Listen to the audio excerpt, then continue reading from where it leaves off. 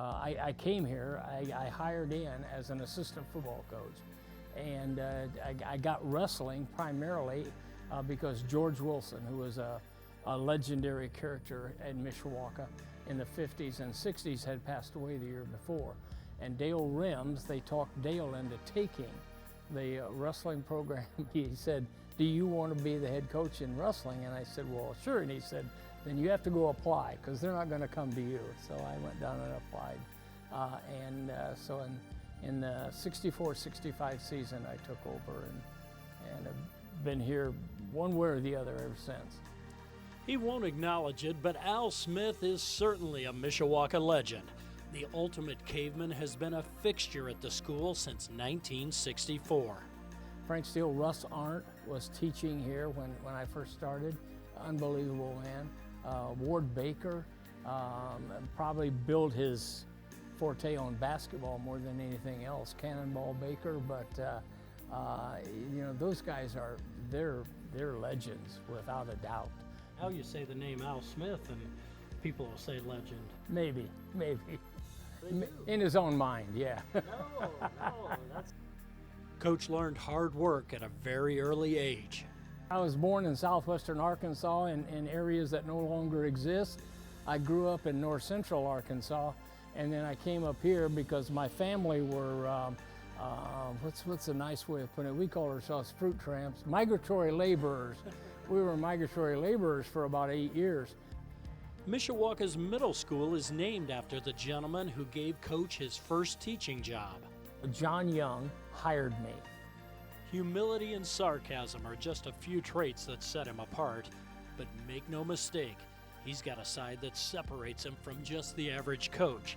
In his early years, it showed when he came up against Hall of Famer Marv Wood. He was the basketball coach who inspired the movie Hoosiers. One of the very first times I physically met up with Marv Wood is that our weigh-in started at 6 o'clock, and our practice room was right underneath here. It's just a little cracker box. And so we had to put the mats down because the match started at 6:45. And so it got to be 10 of 6, and the basketball team still run up and down the court. And I looked at the wrestlers and I said, "Roll the mats out."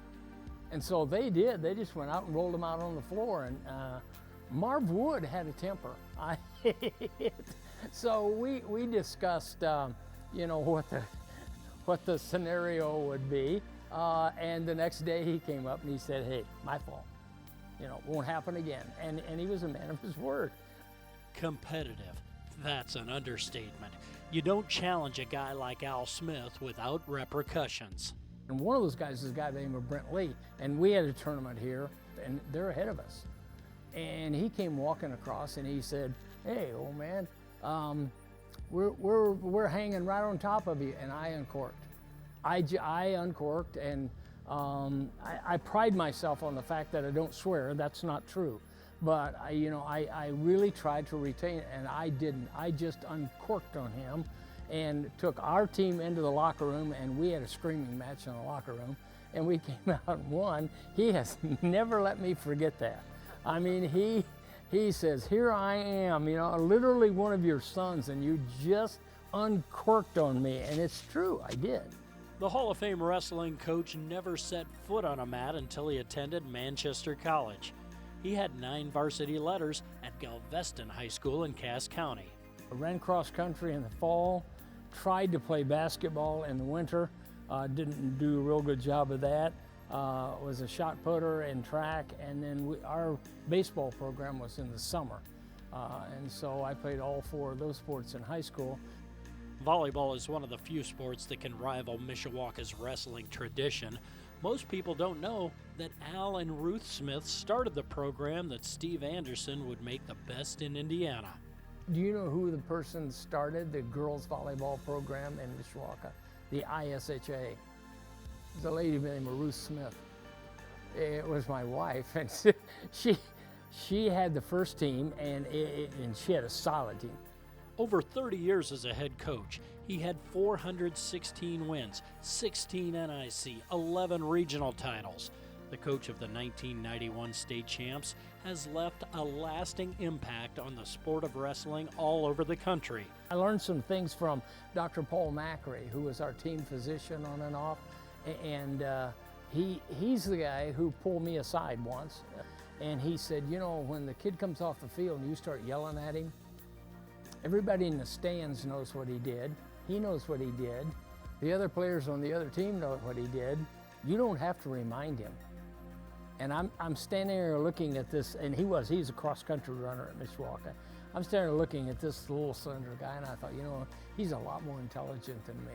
So I copied that down, and I remembered that. You know, if you want to talk to a guy, talk to him. But you don't really need to yell at him, and I unfortunately probably never got to that point. It's hard to believe his first coaching love was actually another sport. When I came here, football was Mishawaka, and I wanted to be the head coach. I got to be the head coach in wrestling, and I grew just to love it. But I still kept applying for a head football job every time it came up. He won 52 games, 3 sectionals, and a regional as a football leader, and he was a great teacher in the classroom until that job became work. I taught for 36 years, and I'm going to tell you, 33 years, I thought teaching was the most fun on the face of the earth. And some people would come and say, well, you know, you don't get paid a lot for being a coach or for being a teacher. And I said, yeah, but it's fun. It's really, really fun. The last 3 years weren't. And my wife, who is very intelligent, looked at me and said, the kids haven't changed, but you have. The wrestling tournament that bears his name is synonymous for greatness, but you won't hear him call it that. The 1990s, at least, mid-1990s, 95, 96 every year, and we don't call it the Ultimate. We just call it the Mishawaka Invitational. And my one daughter makes out the placards for the champion, and the first year, the 90s or whatever that they were putting it up there, she said, what do I put on here? And I said, Mishawaka Invitational. And I can't remember who the AD was, but he came walking over and he said, no, it has a name, you put the name on there. So, you know, to me, it's still the Mishawaka Invitational. I just, the other, you know, you can get on an egomania trip and it's bad. The Invitational started in 1977 with 11 teams and now brings in 32 of the best in and around the state every year. There's been dominant runs from Belmont, Portage, Penn, and some years Mishawaka. This year brings in 7 of the top 20 teams and 4 wrestlers currently ranked number 1 in the state. It has a very high ranking among coaches in the state of Indiana. If I go down to some kind of coaches association meeting, they'll say, you know, so-and-so said, boy, I tell you what, you know, these kids in this Invitational were really good. And they are. They really are. I look around at some of these kids and I'm like, whoa. Even in retirement, he continues to coach in his 6th decade at Mishawaka. Hundreds of former wrestlers have gone on to carry on his legacy, lessons of excellence from the godfather of Indiana wrestling. I'm going to push you right to the edge of whether you can go or not. That's a lesson of life that I don't think you can learn on a computer. I'm sorry, I don't think you can. You learn that in football, you learn that in wrestling, you learn it in any sport you're in, that you can push yourself beyond what you think you can do. He has the respect of everyone, but doesn't claim to know more than anyone. In wrestling, you have to be good on your feet. You either have to be a really good takedown person or you have to not give up a takedown. I went through 10 years of looking at the guy who gets the first takedown, does he win the match? And it was phenomenal. It was like 82%. The guy who gets the takedown wins 82% of the matches or something like that. And I said something to a couple of the coaches and they looked at me and said, you idiot, it's because that guy's aggressive. I'm like, okay. A figure larger than life at Mishawaka, Al Smith will never think of himself as better than anyone else. That's what's made him a legend. if you could think of me in the same light that you think of like Tom Landry or Marv Wood, that would be my number one goal, and I don't think that's going to happen. I don't think I ever got into that category. I would like to be thought of as a fairly nice guy, and that's really questionable. We laughed about it when I was coaching football and wrestling. We had Andy Roberts, Pat Roberts' younger brother, and a young man named Billy Pelletier, and they came up to me a couple of years after they graduated, but they said, you know, we hated you. We would start doing these grassers or down and ups, and I swear to you, we did 110 of them one day. And I thought, no, you didn't. And yes, you did.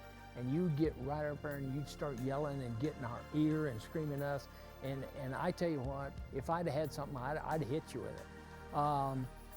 And so consequently, I don't think I'm ever going to be into that category where I could say, oh, geez, I've been a nice guy all my life. I really haven't. You know, I've been a pusher. I think I have always thought of myself as I'm a migratory laborer. And I distinctly remember, you know, after you'd worked 4 or 5 days and you had your little tickets for all of the strawberries or tomatoes or whatever you'd picked, you didn't go in their house to get paid. You waited outside. And so consequently, I don't ever see me having a reputation of being a really nice guy. I would like to, but it's just gone by the wayside. I would like for people to look at it and say, okay, you told us what you wanted to do, and you tried to do it. Whether you accomplished it or not, you tried to do it. And that's as close as I can come.